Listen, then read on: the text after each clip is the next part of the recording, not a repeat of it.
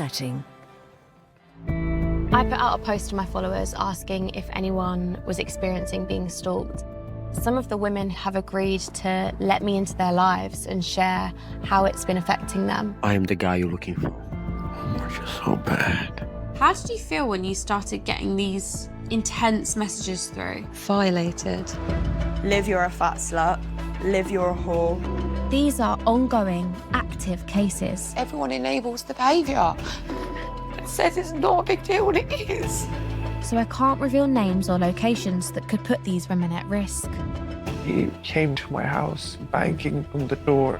Describe to me, though, that feeling of constantly being watched. I'm on high alert, my whole body's shaking. I want to find out whether enough is being done to support victims. Describe the impact this has had on your lifestyle. I'm literally terrified to leave the house.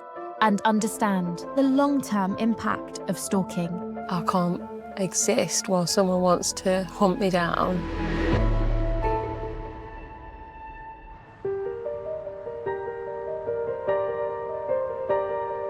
I can't believe I was with someone for such a long time and that he's doing this to me.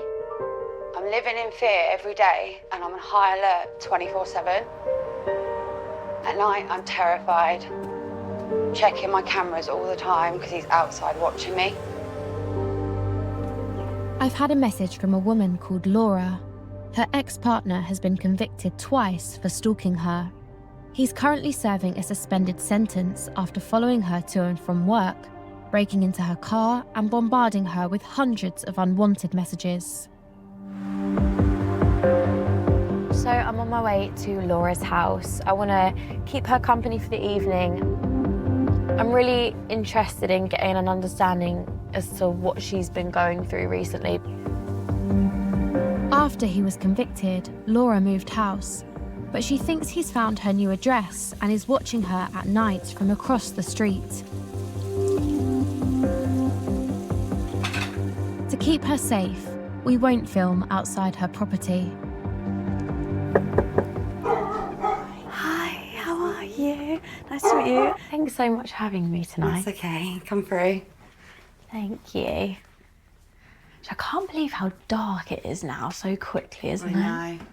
It's quite creepy. How are you feeling? I'm okay, but anxious. It's not the greatest time.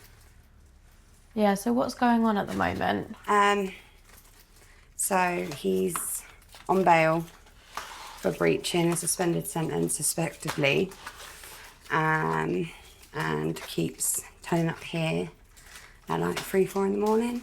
I catch him on my Ring doorbell, which is really creepy.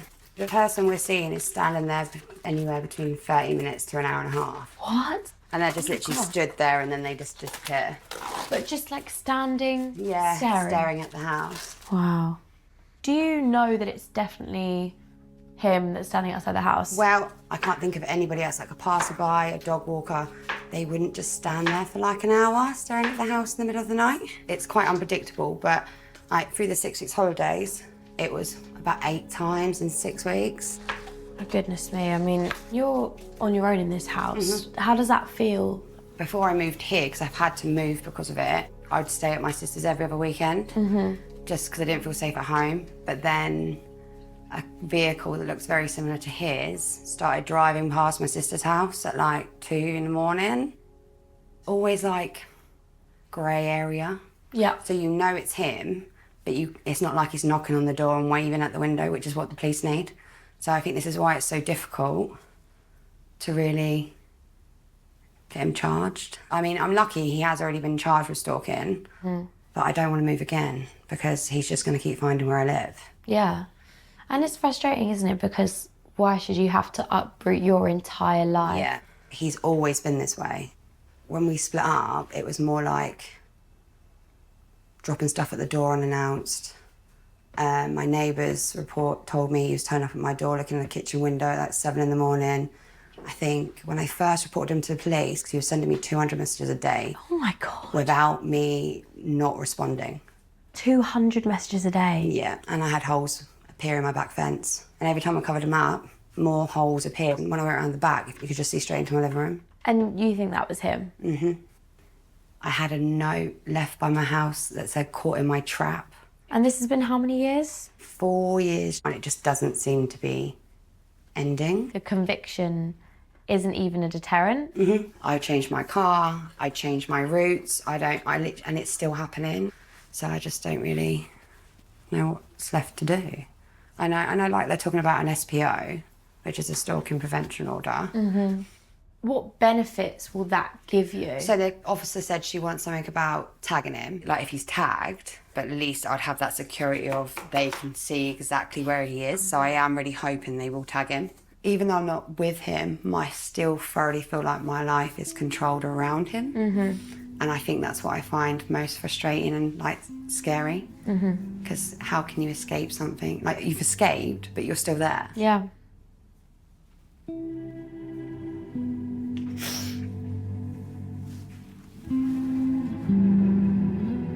I'm doing so well. Sometimes it's good to get it out, honestly. I think sometimes when you say it all out loud, like you can't believe it's actually your life.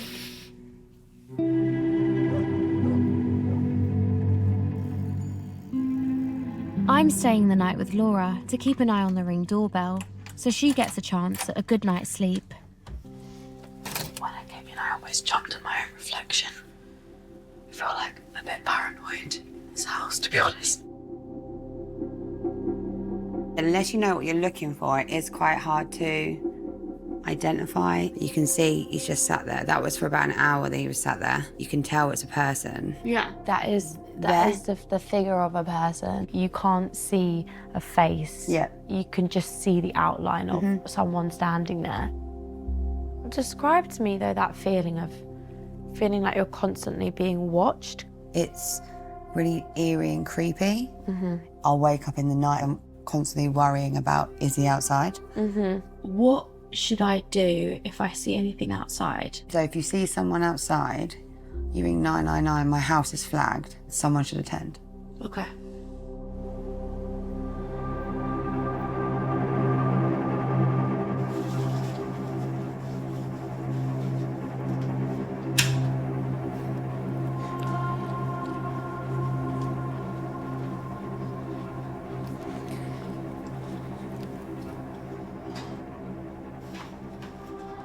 It's nearly 2 o'clock in the morning and Laura's given me access to her Ring doorbell cameras. I can't relax because I'm just zoomed in on the pathway and I'm just waiting for this figure to appear.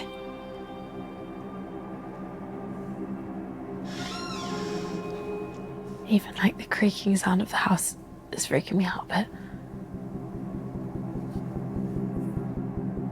Like, this is the reality of stalking. Like, this is how some women live every single day, doing this every night. Like, it would destroy me. It would absolutely destroy me.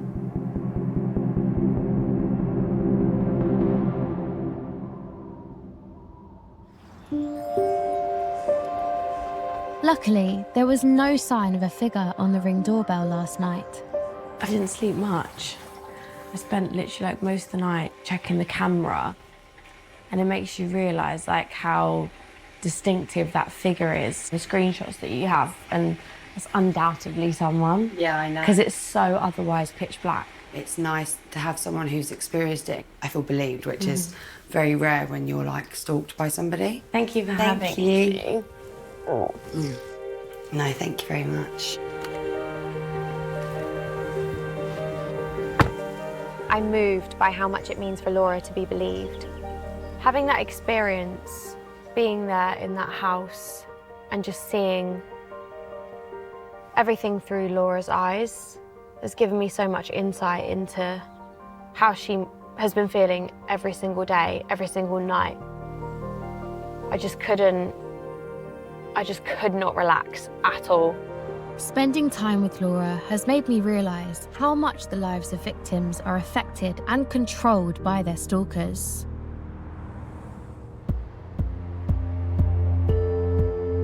I've had an update from Jen, who's been waiting to hear what happens to her stalker once he's released from prison. He's a stranger who is convinced they are in a relationship, turned up repeatedly at her workplace, and sent her unwanted, sexually explicit voice notes. The last time I spoke to her, she was preparing for his release from prison, but it sounds as if plans have changed. So, since your last message to me, what has happened? Fill me in. I got a call from an officer that I don't normally deal with, and he basically said, look, he has been struggling with his mental health and that he's hearing voices and talking to himself, so they've taken it very seriously and they've basically sectioned him in a hospital, and they've guaranteed that he's going to be sectioned for 6 months. So what's changed for you since he's been moved from the prison to the hospital? Like, is there anything you're worried about? I don't feel as safe because when he's in the mental health unit, he's not got prison guards, it's just nurses. They're not the police. So what happens if they deem him okay tomorrow and say, okay, there you go. It's in the hands of whoever makes a decision in 6 months' time and sits around a table and says, yeah, he's a risk or no, he's not. Mm-hmm. What can I do? I've just got to sit back and wait. Yeah.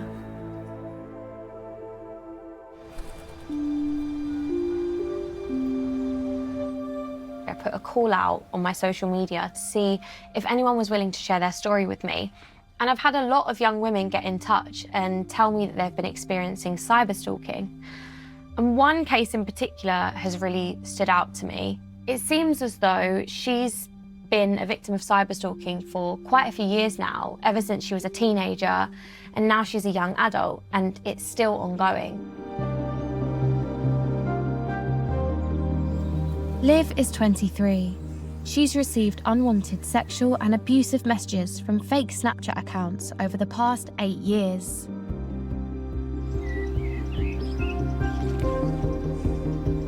Liv, you're a whore. And then it moves on to Liv, you're a slut.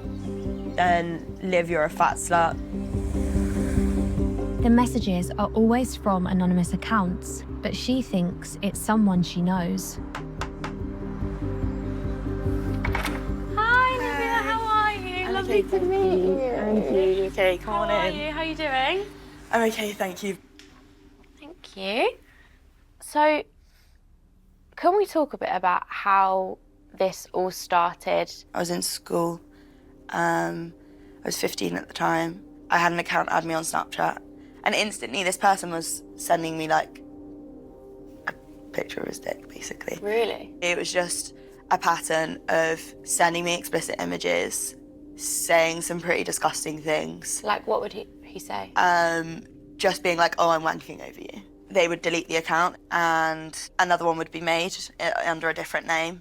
But then obviously as time went on, they were becoming more and more complacent. And then one day I had a message on Instagram from his real account being like, hey, oh, sorry, that was an accident. So how frequent was this? Kind of making a fake account, sending explicit photos, messages, and then creating a new one? Multiple times a week. For me, I was really clutching at straws trying to figure out why me. I didn't know him, didn't speak to him. It's continued all the way to now. I last had one, I think, on January this year. So literally like this week or last week? Yeah, this week, yeah. In the beginning, account names used to be actual names. It's now things like Liv, you're a slut, Liv, you're a whore. So now, because I've stopped responding to them, have turned more aggressive to get my attention. The last about 10 accounts, Liv, you're a slut.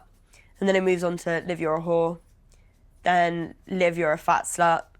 I get a few of those, and then Liv, you're a whore. 8 years of this? Yeah. Didn't tell my mum until October 2023. Why did you not tell your mum? I knew if I told her, she would make me go to the police. Told mum, we went to the police that same day. What happened? They classed it under harassment and stalking. My original thought of stalking was, you know, being followed and stuff, but I would never really thought that cyber stalking was a thing. So we had an officer come here. To start with, he was really great, making me feel like he was on my side, and I sent him all of the Snapchat accounts, which there's hundreds. But after I hadn't heard from him in a while, I rang victim support line. They had told me that the case had been closed. It sucks when you go to the people that are supposed to help and they don't. This isn't just Tom123 adding you on Snapchat. This has turned into Snapchat names being made as abusive messages towards you? Especially the new names, especially the ones that like, Liv, you're a fat slut. That makes me feel incredibly insecure. That to me is actually really where I become the most emotional. Harassment doesn't have to be just physical. Online harassment can do the same sort of emotional damage to someone that something physical could also do to someone. I want to speak to Liv's mum to see if she's also given up hope that the police can stop the cyberstalker. How much has this affected you as a mum? Yeah, absolutely massively. It's in your mind every minute of every day, you know, and then it's as if he's playing a game, because we can go several days, sometimes even a couple of weeks, and he hasn't sent a request. And then later that day, he's started again, you know, and it can be one after the other. And daily, the first question I ask her when I see her is, have you had a message from him today? Really? That's the first thing you say in the morning? First thing, every day, which is crazy. You know, I'm sure it was a lot of courage from Olivia's part to go to the police, and obviously with your support. How did it feel when you both came away from that situation with no resolution? Really deeply upset, angry, but also I didn't believe it, and I still don't believe that there's nothing that they can do to find out who this is. Why can he not be found out and taken through the justice system? I'd love to look him in the eyes and also just to know that he's being stopped. I need to go back and see Laura. She's left me a message with an update on her ex-partner, who is on a suspended sentence for stalking her. Zara, I just spotted my stalker follow me on the way to the supermarket and I couldn't believe it. I rang 101 to make a report of obviously a breach, as he did follow me, which was absolutely terrifying.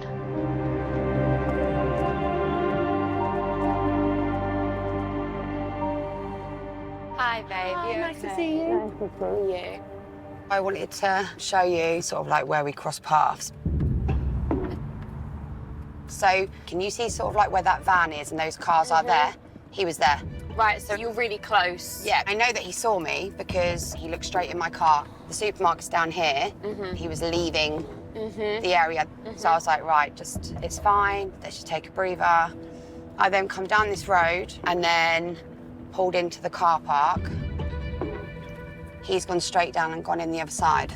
Like, if you know the distance, he's really put his foot down. So I was a bit like, how is he here? He must have driven so fast down Here and round. I ran back to my car and went straight out. I wanted you to come along so we can actually go see for ourselves. So we've seen 5 cameras. 5 cameras and I was told there was none. You got told there wasn't any CCTV? Yeah. The person on the force said there wasn't any in the area.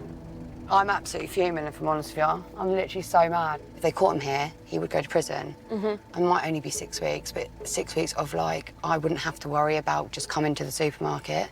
But just to think that this could be all out the window now because they've still not looked at these cameras. I don't know how long the supermarket keeps their camera footages for. I was going to say, because some places only keep it for like a couple of days. Oh, it's so frustrating. Just doesn't seem to work out too well for the victims. Just makes you a bit deflated. So hot. He just won't let go. That cycle must be so soul-destroying because you build yourself up in a way to thinking that this is over, and then he inserts himself back in your life again. I'm just stuck until he decides otherwise, I guess. And that's the best way to explain it.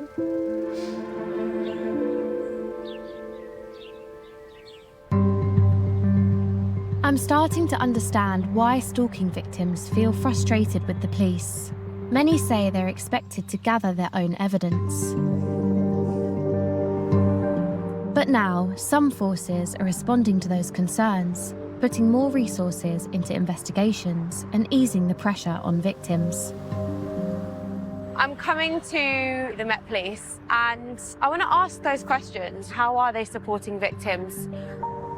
Because right now I feel I feel the frustration that the victims feel, and I see it and I hear it.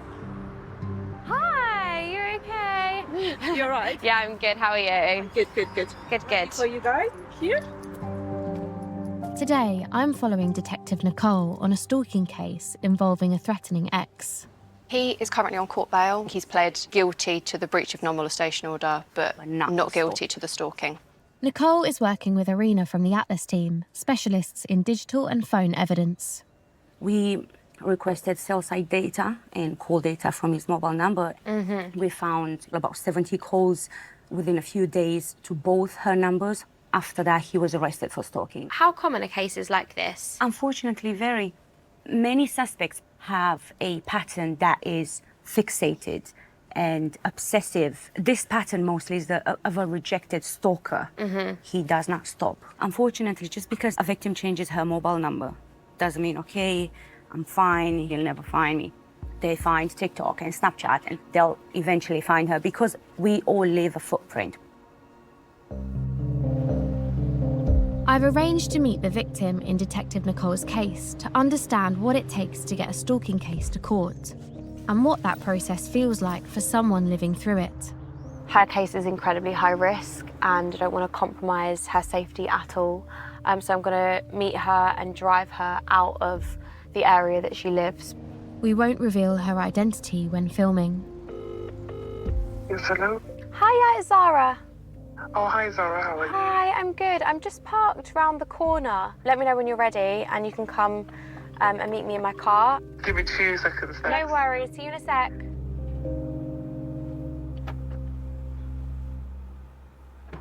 Hi. How are you? Nice I'm good. Lovely to meet you. Do you mind popping this microphone on just so we can get your sound? Yeah, you can just tuck it in anywhere. All good. I'm really grateful for you doing this because I think other people watching this may be able to relate and find parts of their story and your story. Definitely. Right, let's go inside because I'd really like to have a proper chat with you. Yeah, sure. Right, come through. Thank you. So this is obviously your ex-partner who is your stalker. What was he like when you met him? Very charming, caring. I didn't even imagine that there was other side to him. I had to be on video call at all times, even if I'm in the toilet, if I'm in the bath, 24 hours a day, every day, morning till night. And then he would say, did you have sex with someone that you need to have a bath? Oh my gosh. He didn't give me a chance to think. You found the strength to end that relationship a year ago. Yeah. Is that when the stalking began? Yes. The continuous harassment, being outside my house every other day. You know, he would cry his eyes out and make me feel bad that, oh, you done this to me, you blocked me, and I'm outside your house. Was he calling you and texting you? He would call me more than 500 times a day, and I would literally chuck my phone in some corner of my house. He made me hate myself for being in that situation, and then... Feel okay? Yeah. He came to my house, banging on the door, and like, I'm gonna kill him, signing it. He was doing this at the door? Yeah. And he didn't leave from outside my house for a good 5-6 hours. I was terrified. That breaks my heart, hearing that. What evidence did you submit to the police? There was videos, calls, text messages. That was all forwarded over to the police, and it really did pile up. So where are you now in terms of the police investigation? So we're near the trial date, isn't it? In next month, hopefully. Well, next month. How are you feeling about going to court? Are you gonna go? Yes, I have to give my witness statement at the court while he's there. How were you feeling through this? Like I'm rubbish.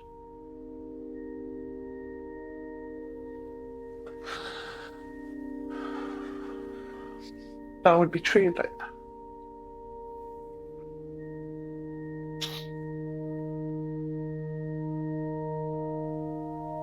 You did not deserve any of that. You know that. But it does come across to your mind, doesn't it? But you felt like you deserved that. Maybe. Maybe. You didn't. Thank you. It takes a lot of courage to walk away from a controlling, coercive relationship. She knew that his behaviour would escalate after she ended the relationship, and she ended it, and she's gone to the police for their support. And it's nice actually hearing a story where a victim has had a really positive experience with the police. You know, Nicole's really does have a good bond and relationship with this victim, and I think that makes all the difference, and you can really see and feel that in terms of the way they communicate. So, you know, it's good to see someone having a positive experience.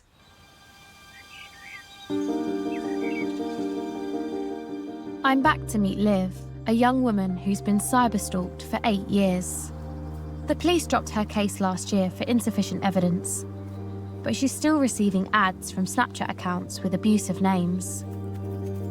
She's thinking about contacting the family members of the person she suspects is behind all of the accounts. I did consider maybe, you know, I could message his sister or his mum. It could go one of two ways. It could either go in the way of her being like, oh my gosh, my son is doing this to somebody's daughter, or it could be this girl is trying to ruin my son's life. So you could get in contact with the family and it could actually help potentially stop this, but it could also antagonise him. Unless the police are going to be on side with me, going to his mum or going to his sister, I don't really want to have to go through that alone. Obviously, since you went there in 2023, more has happened, you've got more accounts.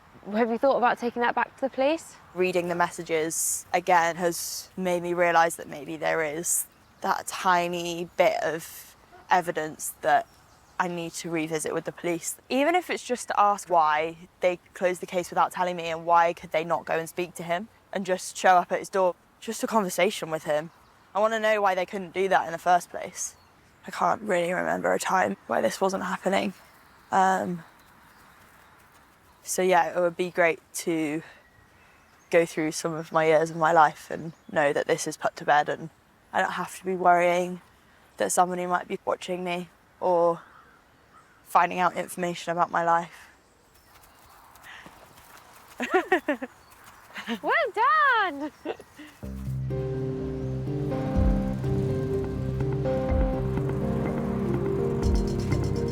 Detective Nicole is meeting with the victim I met last week. They're going through last-minute preparations for the court case. He is on trial for stalking her. He will be removed from the courtroom. Oh, good. You will walk into the courtroom, so you'll be able to see the courtroom, Right. and then you'll go straight to the stand. The victim personal statement, Yeah. it gets read out in court. We'll just go through the questions. Describe the impact this has had on your lifestyle. Lost my independence. I'm literally terrified to leave the house. Please explain if you feel the defendant is or will be a threat to you, your family, or the community. I've seen his violent side, so I know what he is capable of. So you think it's important that in response to being found guilty of this, that he would be given prison time for what he's done? I hope so.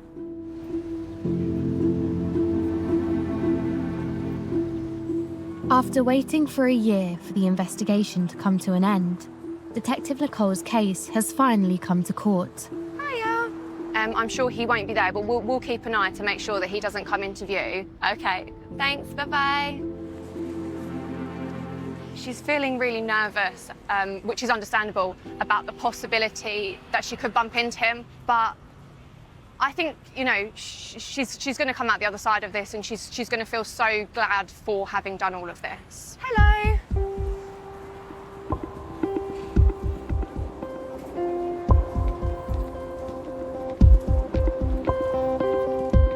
They're out in less than an hour. It's bad news. The case won't be heard today. It's been adjourned for 4 months. Disappointed. I was expecting this to be over today, and it's clearly going to go on for the next few months. I'm just so angry. The reason why the judge adjourned it for 4 months is because he said something in an interview that is relating to his phone that we have in our possession. What the defence barrister has now said in court today is that that is crucial for his defence and they need that. So what is frustrating for me is that the defence lawyer didn't tell us about this before today, because then I could have looked into it. And he's just walked away looking like I've won. I was hoping to be heard, what he's done to me, how he's made me feel. 6 months is going to be like hell for me. I'm so sorry about how it's all played out, but... Hopefully we get something good come out of this. Yeah, exactly. And we've just got to stay positive and wait till the next hearing. All right, that's cool. Take care. Look after yourself. I'll speak to you soon, okay?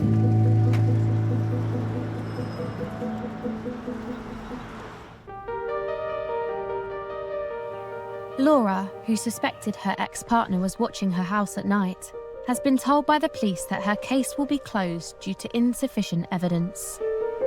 However, there's a court hearing tomorrow to apply for a stalking protection order, which requires a lower threshold of evidence than a criminal conviction. Mic on? I'm heading in to meet Laura. This is her last chance to really solidify, hopefully, the stalking protection order. That is her last shot at getting some protection. Right, should we go? Camera in the bag, yeah? Cool.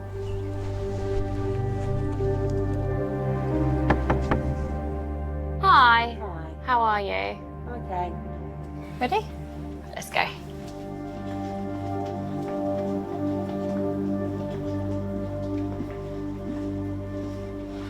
So how are you feeling? A bit nervous. If the stalking protection order doesn't go through tomorrow, that will leave me with nothing. Like, if you compared my story from the beginning, he would be outside my house. He would ring me, he would text me, like, however many messages a day. And as time's gone on and he has been arrested and he knows what's put him away, he will then source a different way to stalk me. Like, it shouldn't be that easy to dance around the system. Yeah, and it is. This is why my investigating officer was like, we really need to push for this stalking protection order. Things are done a lot quicker on an SPO, but you don't know if that's ever going to switch if I do something in my life and that could trigger him. Like, you know, I've not, you know, been in a relationship with anyone since this has all gone on. I don't know if that would trigger him, if that's something I would do, and I don't know if it would escalate, and it's something that I think about, like, all the time, like, I can't just move on with my life in case it triggers him. I'm sorry, babe.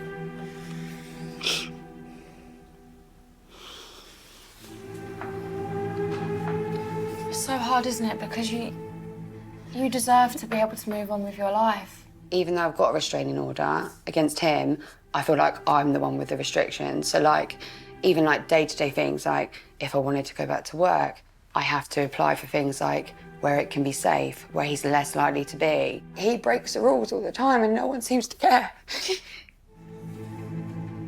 It just angers me. I just want to get it over and done with, if that makes sense. At the end of the day, it depends what the judge says. Laura has decided not to attend the hearing. She hopes she will get a stalking protection order with conditions that include electronic tagging and police access to his phone, which could help provide evidence of any breach. So it's been a year since I became the officer in charge of this case. Everything else we've tried hasn't been enough to secure that prosecution, to stop him from the fixated behaviours towards Laura. The GPS tag would obviously allow us to see where he is at any time of the day, and the phone conditions would allow any police constable to ask him for access to his phone and he would have to hand it over. This is my, like, turning point in my life where I could have a better quality of life, safer life, you know, feel a bit more confident that he's being managed. Oh my God, I feel physically, like, sick. My heart is literally pounding.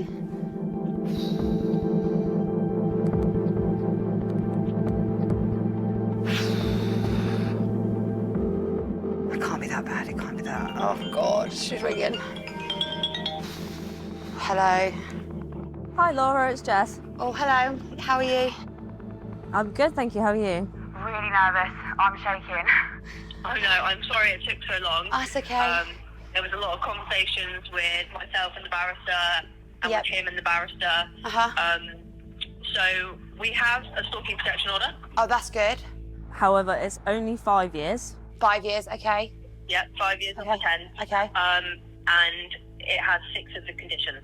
Okay, so which ones are missing?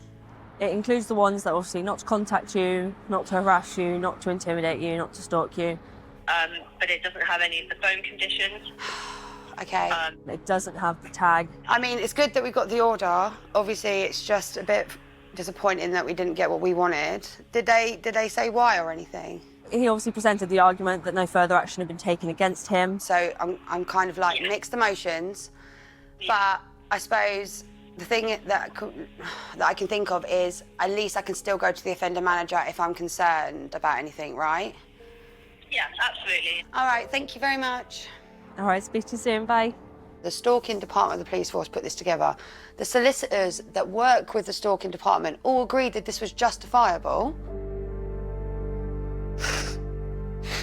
So really not much better off, to be honest. So what am I meant to do then when you're invasive me like all the time? Apparently I'm supposed to just barricade my house with cameras, change my route every time I go somewhere, don't go to the same supermarket, keep an eye out, be vigilant, just walk into my car. If I do see him, make sure I run away. What does he have to do then? Everyone enables the behaviour and says it's not a big deal when it is.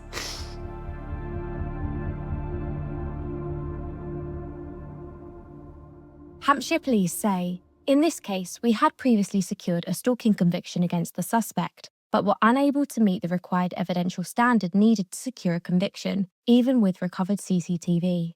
We will always assess whether there are other measures we can take to support victims and their safety, in this instance, a stalking protection order, which is managed and enforced through a dedicated offender manager. I've had a concerning message from Liv. She's still receiving abusive ads on Snapchat. She did report it to the police like she planned, but her appointment to give a statement was cancelled. So I was supposed to be going to the police station tomorrow, and they basically told me that they can't really do much because the accounts aren't necessarily targeting me. I said that they've literally got my name in the account, and he was like, it's not really incriminating though because he's not threatening you. And I was saying that the usernames are literally live you're a slut, live you're a whore. And he was like, as you can appreciate, there's a lot of Olivias in the world. They might not be targeting you. And I was like, this has been happening since I was 15. It's just rubbish. And they've told me not to come down to the station tomorrow because there's really not a lot that they can do. A few days later, she had a call back from the police.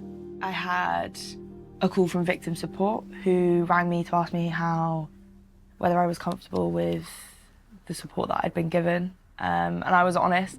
They said that they would let the sergeant know in charge, and hopefully some more training to the officers could be given. And then since then, they rebooked an appointment for me, so that's where I'm going today, back to the station. They want to take a full statement from me. I feel really anxious, a little bit sick.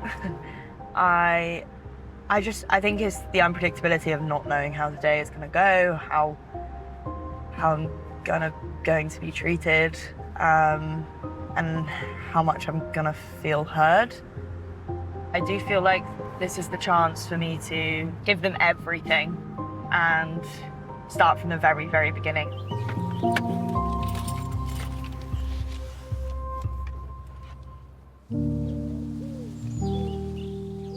2 hours later, Liv is out, having given a full statement.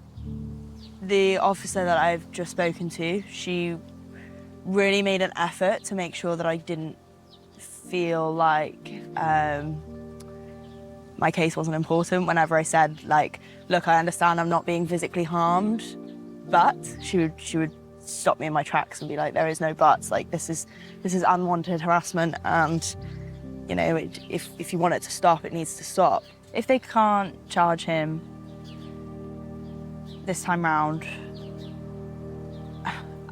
I think I'll still be frustrated, but I think I've been given the space to give out all the evidence that I have is draining. Not having the escape, like cyberstalking, you don't have a safe house you can go to. You don't have, you know, an escape of some form. It is constantly there, wherever you are in the world. You can't escape it, so it does need to be taken seriously. At the end of the day, I want this sorted. At the end of the day, I want him charged and I want it finished with.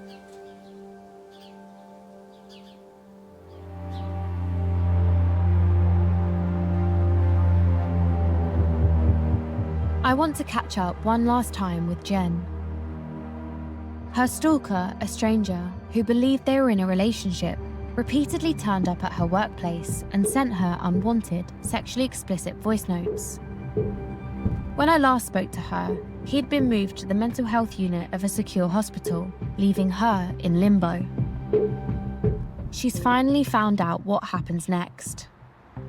I met Jen quite a while ago now, so it's been a long time that she's been going through this ordeal, and I really, really feel for her. I really do. I think seeing a young woman... Oh, there she is. Hi! How are you? Lovely to see you. How are you doing? Thank you for coming. It's a pleasure. And good suggestion going to get some fish and chips. Yeah. Let's get something to eat and let's properly catch up about everything. Smells good. Hi there. Hi. How are we doing? All right? Good, thank you. What do you want, Jen? I'll get a battered sausage, please. Yeah. Anything else? Can I also get a small cod and chips? Thank you. Thank you. Thank you. See you later. Bye. Bye. So tell me, what is the update then with everything that's going on? With him being in the mental health hospital, there has to be an end to it. They're going to take him on supervised visits with three people at once at the start. See how he gets on for a couple of weeks. When they feel comfortable, they will move him from there. 20 minutes drive from my house. 20 minutes Yeah. away? What was their rationale for that? Because that is the only place that can treat him for what he needs treating for, and that is still some sort of hostel for people that have come out of prison. So where does that leave you now? Something bad is more likely to happen now. Why do you think that is? Because they're going to put him too close to me. For him, how much temptation can you have to be 20 minutes away? I'm terrified. Like he has said, I'm not going to listen to the police. In a relationship with her. What do you think could happen? I think he's probably going to attack me. You think he's going to attack you? Yeah, because he said to me, I want to kiss you, I want to be with you, I want to have children with you. I'm not confused about what he thinks he wants from me. I understand what he's saying there. He wants to be intimate with you? Yeah, and it wouldn't be my choice, so that would be to attack me. Is there anything you think could help in this situation? If there was something in place for me, like help me find somewhere that will be safe, that maybe they can say, we won't allow him to come anywhere near here, rather than left to figure it out and just use your common sense to stay safe. I mean, it's the first time I've heard you talking about moving. It's starting to look like the most appealing thing because I'm so tired. I can't exist while someone wants to hunt me down. Don't want to cry. Ugh. You've done so well, babe. Thank you.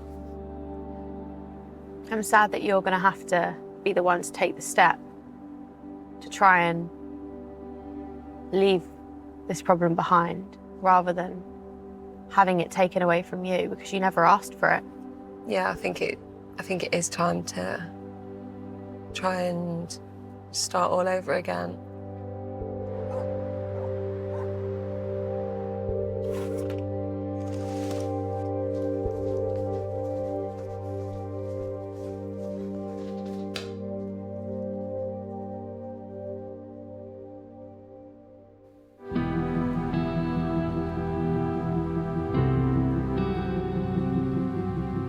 Spending time with these women has been one of the most eye-opening and emotional experiences of my life. The impact that this crime has on its victims is truly devastating. I mean, I've seen women have to change their entire lives, their entire routine, but also live in constant fear.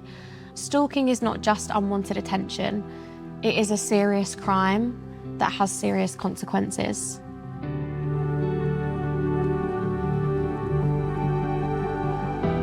Details of organisations offering help and support with stalking can be found on the Victims of Crime page on the BBC Action Line website.